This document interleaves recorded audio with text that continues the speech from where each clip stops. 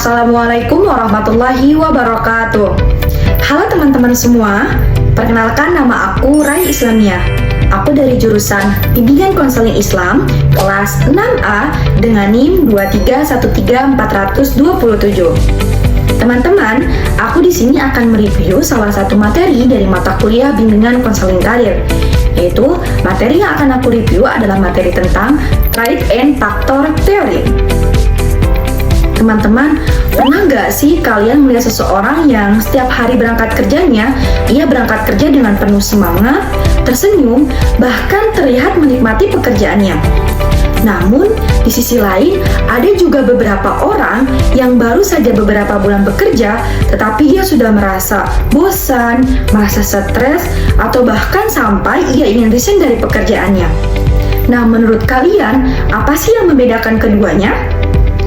Nah, teman-teman, banyak faktor yang bisa mempengaruhinya, dan salah satu faktor yang paling sering terjadi karena seseorang tersebut memilih karirnya tidak sesuai dengan dirinya.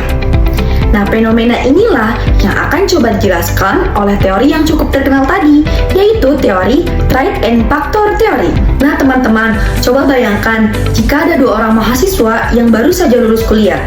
Orang pertama, dia sangat suka sekali berbicara dengan orang lain.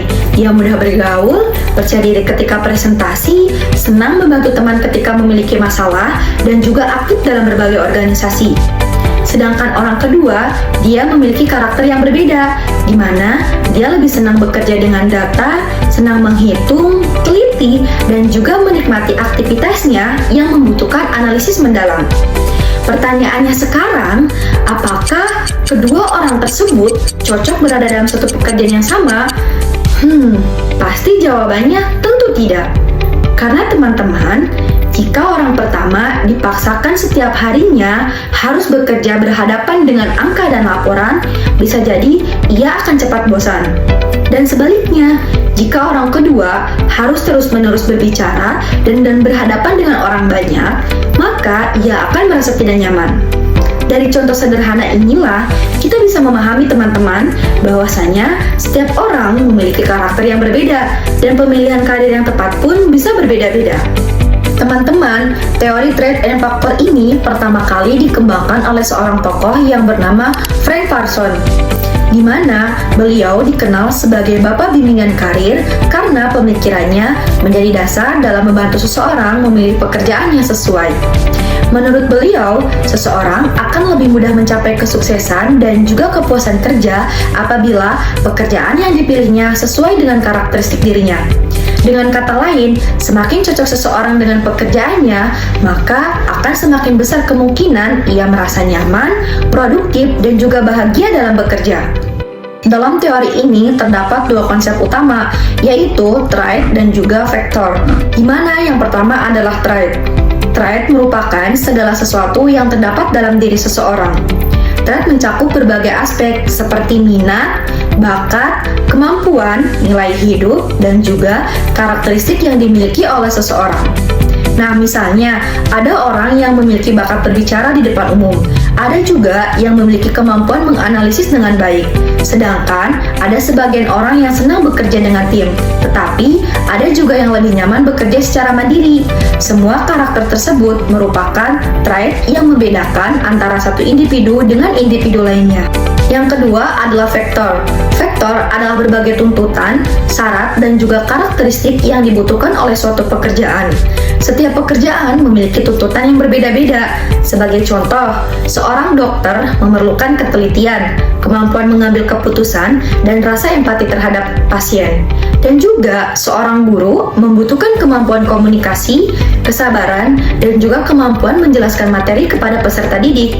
Dan sedangkan seorang programmer membutuhkan kemampuan berpikir logis, analitis, dan juga kemampuan memecahkan masalah.